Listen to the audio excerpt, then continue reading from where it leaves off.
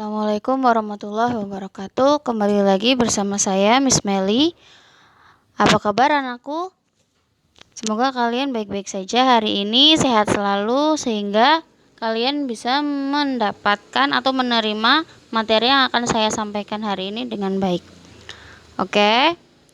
Today we will discuss about subchapter 2 conditional sentence. Setelah minggu lalu kita sudah membahas subchapter 1 yaitu congratulations. Minggu ini kita akan membahas subchapter 2-nya yaitu conditional sentence atau kalimat pengandaian. Bahasanya kalian itu halu ya. Halu. Tahu kan halu? Pengandaian, berandai-andai, sesuatu yang masih di angan-angan kalian. Nah, kita akan mempelajarinya dalam bahasa Inggris tentunya. Oke, conditional sentence itu punya 3 tipe. Tipe yang pertama dan yang kedua itu hampir mirip ya. Supaya enak, kita sebut saja conditional sentence ini sebagai kalimat halu. Biar enak ya. Nah, kalimat halu tipe 1 itu adalah sesuatu yang bisa terwujud tanpa banyak usaha. Tapi untuk yang tipe 2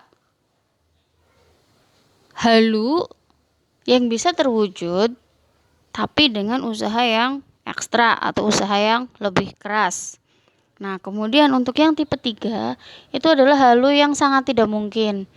Kok bisa Bu, halu tidak mungkin? Ya, karena tipe 3 ini termasuk sesuatu yang sudah lewat atau bisa juga disebut penyesalan. Yang namanya penyesalan itu sesuatu yang sudah lewat tapi kalian berandai-andai sesuatu itu masih bisa terulang kembali kan. Nah, itu yang namanya impossible. Contohnya kalian putus sama pacar kalian, itu emang bisa balikan lagi, tapi kesalahan kalian pasti masih terngiang-ngiang. Itu yang namanya penyesalan, betul? Nah, oke.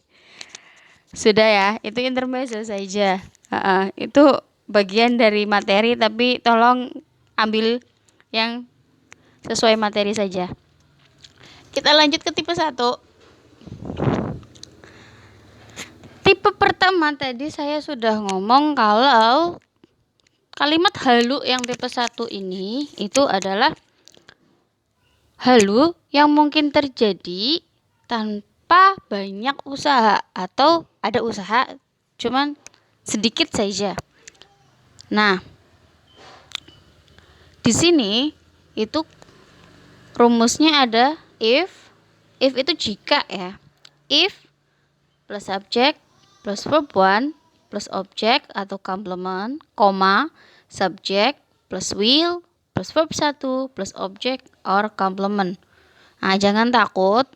Rumus ini memang panjang, tapi patokan kalian itu di verb 1 dan will verb 1. Nah, kalau ada kalimat halu atau kalimat pengandaian yang memakai verb 1 dan will verb 1 itu berarti tipe 1. For example, saya kasih 2 ya. If I study hard, I will pass the exam.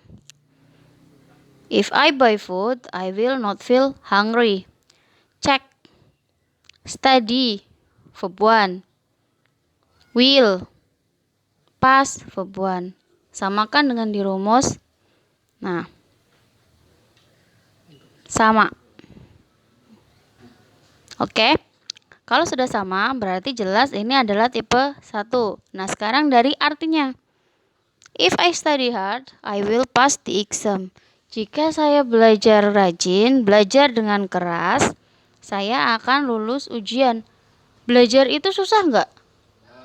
Enggak kan? Belajar itu kalian cukup membaca, memahami. Kalau misal kalian nggak paham-paham, kalian bisa nanya ke yang lebih tahu. Bisa ke guru, bisa ke teman, atau mungkin ke Google, atau mungkin ke kakak kalian, ke saudara kalian yang lebih tahu.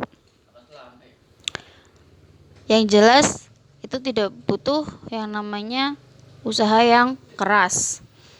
Nah, untuk yang kedua, if I buy food, I will not feel hungry. Ini juga sama, tapi Bu, kok itu ada not-nya? Nah, not di sini ini adalah bentuk negatif dari will. Jadi kalau will itu artinya akan, kalau ditambahin not berarti tidak akan. Tapi masih termasuk tipe 1. Kenapa? Karena tetap memakai will dan verb 1. Oke, dan di depannya juga memakai verb 1. Dari segi artinya, if I buy food, I will not feel hungry. Jika saya membeli makanan, saya tidak akan merasa lapar. Betul tidak? Kalau kalian beli makanan, kalian nggak lapar. Bu, masih lapar bu. Mungkin makanannya bukan dimakan buat kalian, mungkin itu. Ya, tapi yang jelas kalau kalian beli makanan, kalian akan kenyang. Kalian nggak akan merasa lapar. Nah, itu. Jadi jangan bingung, Bu. Kok ada not nyempil di tengah, nggak ada di rumus itu. Tapi tetap karena memakai will berarti ini tipe 1. Jadi jangan bingung ya. Oke, next. Tipe kedua.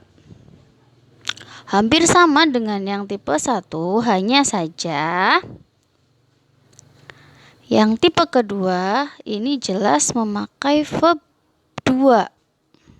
Dan di belakangnya memakai would verb 1. Nah, kalau tadi tipe 1 memakainya verb 1 dan di belakangnya memakai will plus verb 1. Untuk tipe 2 ini memakai verb 2, di belakangnya pakainya would plus verb 1. Ingat, kalau yang tipe 2 itu adalah halu yang bisa terwujud dengan usaha keras. I give some example. If you stop smoking, you will be healthier. Cek ya. Stop it. Verb 2. Would. Nah, verb 1. Be. Cek lagi. Were. To be past. Ada di atas verb 2 atau to be past. Kalau kemarin ada materi to be is MR, itu to be present. Nah, ini to be past. To be past itu was dan were. Itu perlu kalian catat ya. If I were a boss, I would. Di sini ada would, di sini ada by. Ada would plus verb 1. Nah, sama kan? Nah, dari artinya sekarang, if you stop smoking, you will be healthier. Ini buat yang cowok biasanya.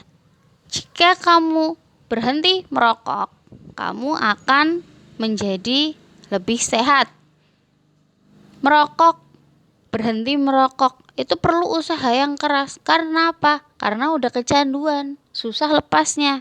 Sama juga dengan yang kedua. If I were a boss, I would buy an island. Jika saya seorang bos, mau jadi bos butuh usaha enggak? Butuh. Usahanya usaha keras, bukan cuma aku pengen jadi bos.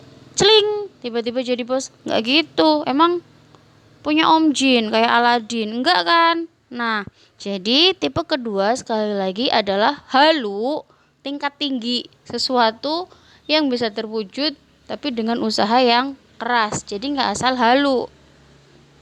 Nah, next, tipe ketiga, penyesalan. Sedih ini. Nah, cek ya.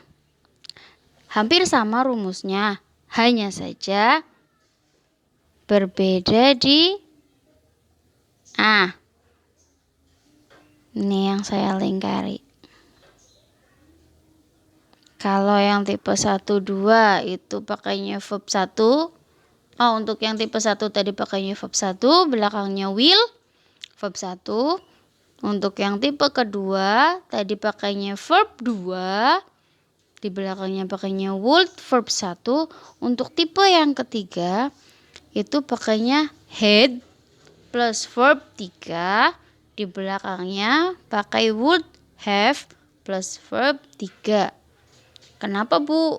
Kok pakainya had sama have? Nah, sekali lagi, ini itu suatu penyesalan. Penyesalan itu adalah sesuatu yang sudah terlewatkan, tapi kalian berandai-andai masih bisa melakukannya, masih bisa memperbaikinya. No, it's too late. Sudah terlambat. Ini suatu penyesalan, jadi halunya tidak mungkin tercapai. For example,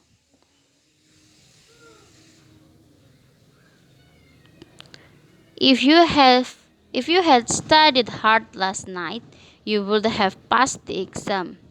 Jika kamu belajar keras tadi malam, kamu akan lulus ujian sekarang. Nah, di sini ada had dan verb 3. Di sini ada would have verb 3. Ya. Sekali lagi, ujiannya sudah lewat dan sudah pengumuman kalau kalian atau kalau kamu nggak lulus. Nah, temanmu bilang kalau aja kamu belajar semalam, pasti kamu lulus. Jadi sesuatu yang sudah lewat. Kita cek rumusnya. Nah, oke. If subject had verb 3 complement, use subject would have verb 3 object. Oke. Jadi sekali lagi, conditional sentence atau kalimat pengandaian atau kalimat halu itu punya 3 tipe. Tipe yang pertama yaitu memakai verb 1, will verb 1, dan keterangannya adalah halu yang bisa terwujud dengan sedikit usaha. Untuk tipe yang kedua adalah memakai verb 2 dan would verb 1, dan pengertiannya adalah kalimat halu yang bisa terwujud dengan usaha keras. Kemudian yang tipe ketiga memakai had verb 3 dan would have verb 3 atau pengertiannya suatu penyesalan. Oke kelas, now we go to exercise. Jangan bosan-bosan dengan latihan ya, karena dengan latihan kalian bisa semakin expert atau kalian bisa semakin paham. Nah, untuk latihan kali ini saya minta kalian membuat masing-masing satu kalimat saja dari masing-masing tipe. Ya. Seperti yang sudah saya contohkan tadi, cari contoh yang lain sesuai dengan kehaluan kalian. Tipe 1 kalian mau bikin kalimat apa? Tipe 2 kamu mau bikin kalimat apa? Tipe 3 kalian mau bikin kalimat seperti apa? Terserah. Seperti biasa, silakan kalian kirimkan jawabannya ke email saya mailidiana@gmail.com. Lalu kemudian tunggu minggu depannya akan saya koreksi satu-satu seperti biasa di email. Jika ada pertanyaan seputar materi kali ini, karena materinya padat, saya yakin susah untuk memahami. Mungkin beberapa merasa ini cukup mudah, tapi mungkin dari beberapa di antara kalian merasa ini kok susah ya. Nah, kalau yang merasa susah atau mungkin kesulitan, bisa kalian menghubungi saya, bisa chatting lewat Google Classroom, WhatsApp, atau langsung email saya. Atau mungkin pas kalian jadwalnya berangkat dan ketemu saya di kantor, bisa kalian ketemu saya dan langsung tanya ke saya. Oke kelas, thanks for your attention. Wassalamualaikum warahmatullahi wabarakatuh.